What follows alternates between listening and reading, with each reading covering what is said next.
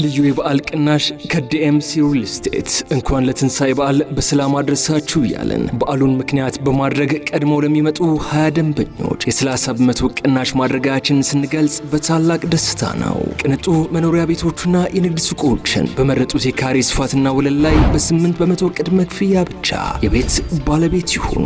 ባለ 1 መኝታ በ431 ሺህ ብር፣ ባለ 2 መኝታ በ600 ሺህ ብር፣ ባለ 3 እና 4 መኝታ በ800 ሺህ ብር ቅድመ ክፍያ ብቻ። ምን ይሄ ብቻ 40/60 የባንክ ብድርም አመቻችተናል። ይፍጠኑ። በቀሩት 7 ቀናት ውስጥ ለሚገዙ ደንበኞች ብቻ በቅናሽ የምናስተናግድ በመሆኑ እድሉን ይጠቀሙ። አድራሻ ለቡ መብራት ኃይል፣ ስልክ 0954 14 9278 ወይም በ0923 80 15 18 ይደውሉ።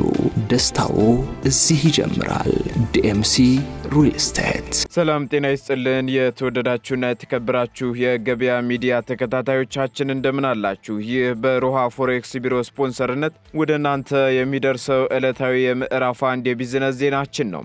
በቢዝነስ ዜና ወጃችን ላይ የሮሃ ፎሬክስ ቢሮን የዕለቱን ምንዛሬ ዋጋ አካተን እንድትከታተሉን እየጋበዝን ለዕለቱ ወደ ያዝንላችሁ ዜናችን እናልፋለን። በቅድሚያም አርዕስቶችን እናስቀድም። ብድርን በተመለከተ ከኢትዮጵያ ንግድ ባንክ የተሰማ አስደሳች መረጃ አለ። በዝርዝር እናደርሳችኋለን። የግንባታ ተረፈ ምርቶች አወጋገድን ተከትሎ 179 ነዋሪዎች ላይ እርምጃ መወሰዱ ተነግሯል። መረጃውን እናጋራችኋለን። መጽሐፍት ላይ የሚጣለውን ግብር በተመለከተ አዲስ የተሰማ መረጃ ይዘናል። የምትሰሙት ይሆናል።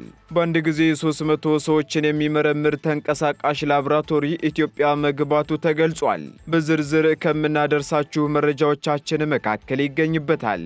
በኢትዮጵያና ሳውዲ አረቢያ መካከል የንግድና ኢንቨስትመንትን በተመለከተ የቢዝነስ ፎረም ተካሂዷል። የሚሉትንና ሌሎች ኢኮኖሚያዊና ማህበራዊ መረጃዎቻችንን ይዘንላችሁ ቀርበናል። ከመረጃዎቹ ጋር እኔ መላኩ ደምሰው አብሬያችሁ የምቆይ ሲሆን አዳዲስ እንዲሁም ትኩስ ኢኮኖሚያዊና ማህበራዊ መረጃዎችን ለማግኘት ታዲያ የገበያ ሚዲያን እንድትወዳጁ እየጋበዝን በዝርዝር ወደምንመለከታቸው መረጃዎቻችን እናልፋለን።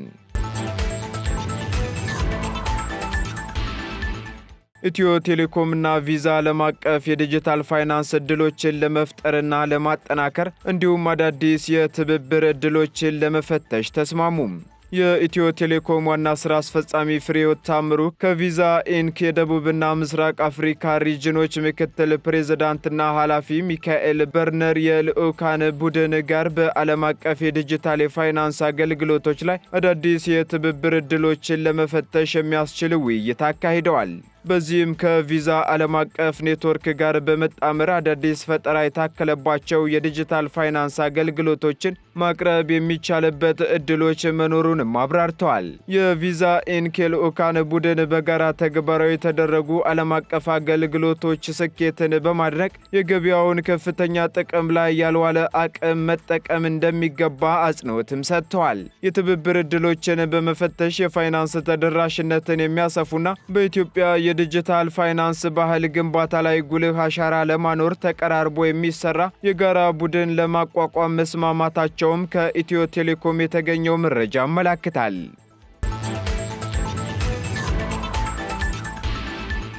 የሩሲያ መንግስት በአንድ ጊዜ 300 ሰዎችን የሚመረምር ተንቀሳቃሽ ላቦራቶሪ ለኢትዮጵያ አበረከተም። ይህ ለኢትዮጵያ የተለገሰው ተንቀሳቃሽ ዘመናዊ ላቦራቶሪ በአንድ ጊዜ 300 ሰዎችን መመርመር እንደሚችልም ተነግሯል። ላቦራቶሪውን የሩሲያ የሸማቾች መብትና የሰብአዊነት ደህንነት ጥበቃ ኤጀንሲ ኃላፊ ዶክተር አና ፖፖቫ ለኢትዮጵያ ጤና ሚኒስተር ዶክተር መቅደስ ዳባ አስረክበዋል። የሩሲያ ንብረት የሆነው ይህ ላቦራቶሪ በሽታን ለመቆጣጠርና ለመከላከል አስተዋጽኦ ያደርጋል ሲሉ ኃላፊዋ ዶክተር አና ፖፖቫ በርክክብ ስነ ስርዓቱ ላይ ተናግረዋል። የኢትዮጵያ የጤና ሚኒስተር መቅደስ ዳባ በበኩላቸው ተንቀሳቃሽ ላቦራቶሪው የኢትዮጵያን የጤና ስርዓት በማጠናከር በተለይም ተላላፊ በሽታዎችን የመቋቋም አቅምን በማጎልበት በኩል ጉልህ ሚና ይኖረዋል ብለዋል። የሕክምና መሳሪያው በአንድ ጊዜ 300 ሰዎችን የመለየት አቅም እንዳለውም መጠቆማቸውን ስፑትኒክ ዘግቧል። ጎረቤት ሀገር ኬንያ በ2025 የምስራቅ አፍሪካን ትልቁን ኢኮኖሚ በመሆን ኢትዮጵያን ልትቀድም ትችላለች ሲል የዓለም አቀፉ የገንዘብ ድርጅት IMF አስታወቀም። IMF ባወጣው አዲስ ትንበያ መሰረት ኬንያ በ2025 የምስራቅ አፍሪካ ትልቁን ኢኮኖሚ በመሆን ኢትዮጵያን ልትቀድም እንደምትችልም ገልጿል። እንደ IMF አዲሱ ትንበያ ከሆነ የኬንያ አጠቃላይ የሀገር ውስጥ ምርት ወይም GDP በ2025 ወደ 132 ቢሊዮን ዶላር የሚደርስ ሲሆን ይህም ደግሞ የኢትዮጵያን 117 ቢሊዮን ብር ይበልጣል የተባለው። ይህ ትንበያ የወጣው የኢትዮጵያ ብር ምንዛሬ ዋጋ በከፍተኛ ሁኔታ መውደቁን ተከትሎ ነው የተባለ ሲሆን በፈረንጆቹ ሐምሌ 2024 መንግስት ከዓለም የገንዘብ ድርጅትና ከዓለም ባንክ ከፍተኛ መጠን ያለው ብድር ለማግኘት ሲል የነበረውን ቋሚ የምንዛሬ ተመን ፖሊሲ በመቀየሩ ብሩ በዶላር ላይ እስከ 55 በመቶ ድረስ ቅናሽ ማሳየቱ ተገልጿል። IMF ኢትዮጵያ የውጭ ዕዳዋን እንደገና ከማዋቀር በፊት ምንዛሬዋ በገቢያዋ እንዲመራ ቅድመ ሁኔታም አስቀምጧል። በተቃራኒው የኬንያ ሽሊንግ እንደ አውሮፓውያኑ አቆጣጠር እስከ ህዳር 2024 ድረስ 21 በመቶ በማደግ በዓለም ላይ ካሉ ምርጥ አፈጻጸም ካላቸው ገንዘቦች አንዱ ሆኖም ተመዝግቦላታል። ይህም የሆነው ከIMF በተገኘ ገንዘብ ድጋፍና የአሜሪካ ዶላር ገዢ በኬንያ ማዕከላዊ ባንክ የውጭ ምንዛሬ ክምችት በ4 ዓመታት ውስጥ ከፍተኛ ደረጃ ላይ በመድረሱ እንደሆነም ተገልጿል። በዚህም የIMF ትንበያዎች እንደሚያሳዩት ከሆነ ኬንያ ኢትዮጵያን የምትበልጥበት የራሷ ኢኮኖሚ ከ2023 የኢትዮጵያ ደረጃ በላይ በማደጉ ሳይሆን ይልቁንም የኢትዮጵያ ኢኮኖሚ በመዳከሙ ነው ተብሏል። እንደ አውሮፓውያኑ አቆጣጠር በ2022 IMF የኢትዮጵያ ኢኮኖሚ ከኬንያና ከአንጎላ ኢኮኖሚዎች በመቅደም በሰሃራ በታች ባሉ የአፍሪካ ሀገራት ውስጥ ሶስተኛ ትልቁ ኢኮኖሚ እንደሚሆን ቀደም ሲል መተንበዩ ይታወሳል። መጽሐፍት ላይ የተጣለው ግብር እንዲቀንስ ሲል የኢትዮጵያ ደራሲያን ማህበር ጥያቄ አቀረበም። ይህ የተባለው በራስ መንገድ ማንበብና በተለያዩ ቋንቋዎች መጽሐፍትን ለአንባቢያን ማቅረብ በሚል መሪ ቃል የሚከበረውን የመጽሐፍት ቀን አስመልክቶ ሲሆን መጽሐፍት ላይ የተጣለው ግብር እንዲቀንስም ለሚመለከተው አካል ጥያቄ ቀርቦ ምላሽ እየተጠበቀ እንደሚገኝ ማህበሩ ገልጿል። በዚህም የኢትዮጵያ ደራሲያን ማህበር ምክትል ፕሬዝዳንት አርቲስት ተስፋዬ ማሞ በዓለም አቀፍ ደረጃ ሚያዝያ 15 ቀን የሚከበረው የንባብ ቀን በሀገራችን ደረጃ ደግሞ ሰኔ 30 እንደሚከበር አንስተው በመጽሐፍት ላይ የተጣለው ግብር ከህትመትና ከወረቀት ውድነት ጋር ተዳምረው አሳታሚውንና ደራሲውን እየጎዱት ይገኛሉ ብለዋል። አገር የምትቆመው በታክስ ስርዓት እንደሆነና የታክስን አስፈላጊነት እንረዳለን ያሉት ምክትል ፕሬዝዳንቱ በታክስ ስርዓት ውስጥ ከመግባታቸው ይልቅ አለመግባታቸው የበለጠ ጥቅም ከሚያስገኙ ነገሮች መካከል መጻሕፍት ቀዳሚ ተሰላፊ ናቸው ሲሉም ገልጸዋል።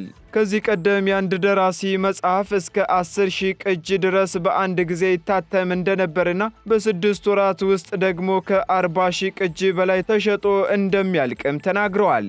በአሁኑ ሰዓት ግን ትልቅ የመጽሐፍት ሽያጭ ወደ 3,000 ቅጂ፣ የአንድ ጊዜ ህትመቱ ደግሞ ወደ 1,000 መውረዱ የችግሩን ጥልቀት የሚያሳይ ነው ሲሉም አስረድተዋል። በመሆኑም የኢትዮጵያ ደራሲያን ማህበር መጻሕፍት ላይ የተጣለው ታሪፍ ድጋሜ እንዲታሰብበት ለሚመለከተው አካል ጥያቄ ቀርቦ ምላሽ እየተጠበቀ እንደሚገኝ የማህበሩ ምክትል ፕሬዝዳንት መናገራቸውን አሃዱ ዘግቧል።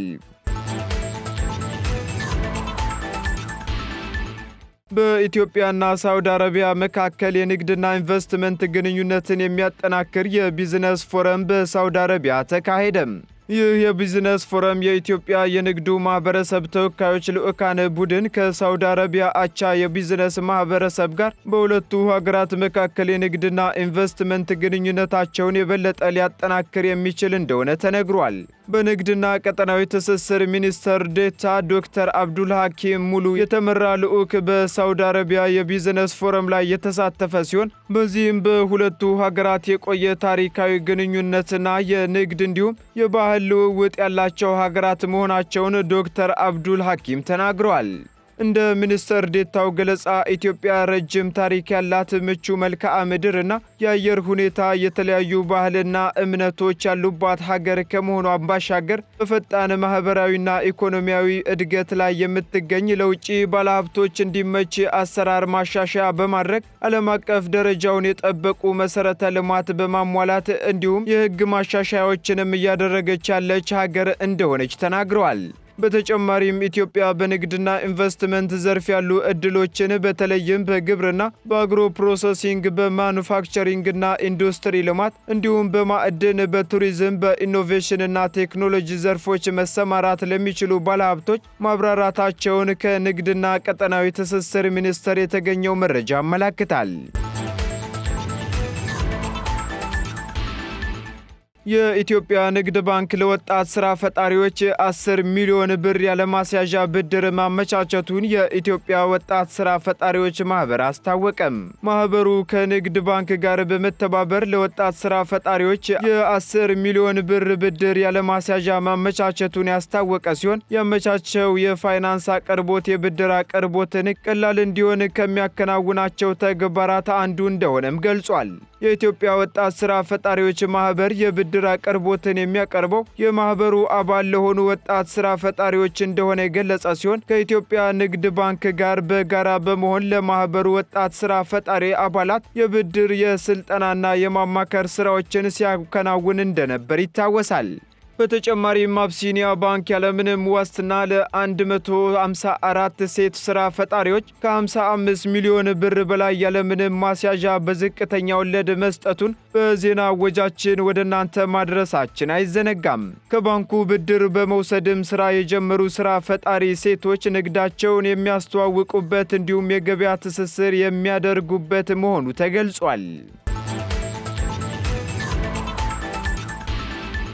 የግንባታ ተረፈ ምርቶችን በተገቢው መንገድ ባላስወገዱ 179 ነዋሪዎች ላይ እርምጃ መወሰዱ ተገልጿል። የአዲስ አበባ ከተማ ስራ አስኪያጅ ጽሕፈት ቤት ባለፉት 9 ወራት የግንባታ ተረፈ ምርቶችን በተገቢው መንገድ እንዲያስወግዱ ተጠይቀው ተግባራዊ ባላደረጉ 179 ሰዎች ላይ የቅጣት እርምጃ መውሰዱን አስታውቋል። በርካቶች ግንባታቸውን አከናውነው ሲጨርሱ ተረፈ ምርቶችን ሳያስወግዱ እዚያው ጥለው ይሄዳሉ ሲሉ በከንቲባ ማዕረግ የአዲስ አበባ ከተማ ስራ አስኪያጅ ኢንጂነር ወንድሙ ሴታ ተናግረዋል። እነዚህ ተረፈ ምርቶችን በክረምት ወቅት በጎርፍ ተጠራርገው በፍሳሽ ማስወገጃ ቱቦዎች ውስጥ በመግባት ቱቦዎችን የሚደፍኑ ሲሆን ይህም ደግሞ በከተማዋ የጎርፍ አደጋ ሊያስከትል የሚችል ጥፋት እንደሆነም ተናግረዋል። ኢንጂነር ወንድሙ አክለውም ከተማዋን ከሚያቆሽሹ ዋነኛ ምክንያቶች አንዱ የሆነውን የግንባታ ተረፈ ምርት በተገቢው መንገድ ማስወገድ ላይ ትኩረት ሰጥተው እየሰሩ እንደሚገኙም ተናግረዋል። በተጨማሪም የተቋማት ቅንጅት አቅም ግንባታ ቡድን ተወካይ አቶ ደስታ ፈንታ በበኩላቸው ባለፉት 9 ወራት በአጠቃላይ 4330 ሜትር ኪዩብ የግንባታ ተረፈ ምርቶችን ማስወገዳቸውን ገልጸዋል።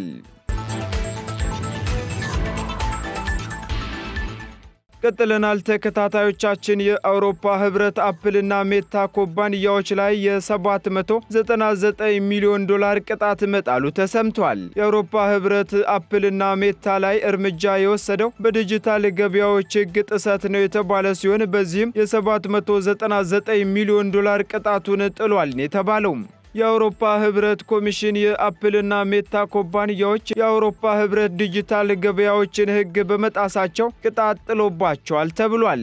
ኮሚሽኑ አፕል የመርህ መስፈርቶችን ጥሶ ሲገኝ፣ ሜታ ደግሞ የማስታወቂያ ሞዴል አጠቃቀሙ የዲኤምኤ ፖሊሲን የሚጥስ ሆኖ በመገኘቱ እንደሆነ አስታውቋል። የተወደዳችሁ ተከታታዮቻችን ቀጥለናል። በመጨረሻም የሮሃ ፎሬክስ ቢሮን የዕለቱን የውጭ ምንዛሬ ተመን መረጃ ወደ እናንተ እናደርሳለን። አንድ የአሜሪካ ዶላር 150 ብር እየተገዛ 153 ብር እየተሸጠ ይገኛል። አንድ ፓውንድ ስተርሊንግ 185 ብር እየተገዛ 188 ብር ከ70 ሳንቲም እየተሸጠ ይገኛል። እንዲሁም አንድ ዩሮ ደግሞ 165 ብር እየተገዛ 168 ብር ከ30 ሳንቲም እየተሸጠ ይገኛል። ስዊስ ፍራንክ 166 ብር ከ50 ሳንቲም እየተገዛ 169 ብር ከ83 ሳንቲም እየተሸጠ ይገኛል። የተባበሩት አረብ ኤምሬት ድራም እንዲሁ 40 ብር እየተገዛ 40 ብር ከ80 ሳንቲም በመሸጥ ላይ ይገኛል። እንዲሁም የሳውዲ ሪያል ደግሞ 39 ብር መግዣው ሲሆን መሸጫው ደግሞ 39 ብር ከ78 ሳንቲም ሆኗል። የቻይናው ዩዋን 20 ብር እየተገዛ 20 ብር ከ40 ሳንቲም እየተሸጠ መሆኑን የዕለቱ የውጭ ምንዛሬ ተመን መረጃ ያመላክታል።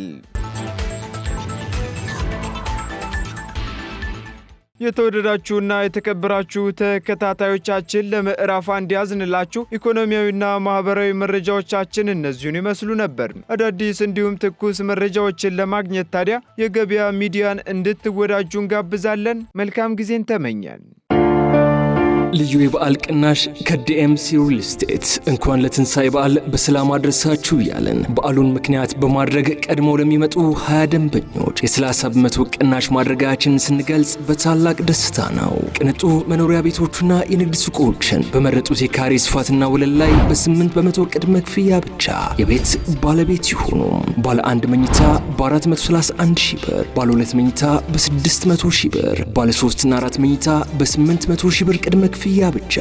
ምን ይሄ ብቻ 40/60 የባንክ ብድርም አመቻችተናል። ይፍጠኑ። በቀሩት 7 ቀናት ውስጥ ለሚገዙ ደንበኞች ብቻ በቅናሽ የምናስተናግድ በመሆኑ እድሉን ይጠቀሙ። አድራሻ ለቡ መብራት ኃይል፣ ስልክ 0954 14 9278 ወይም በ0923 8015 18 ይደውሉ። ደስታው እዚህ ይጀምራል። ዲኤምሲ ሪል ስቴት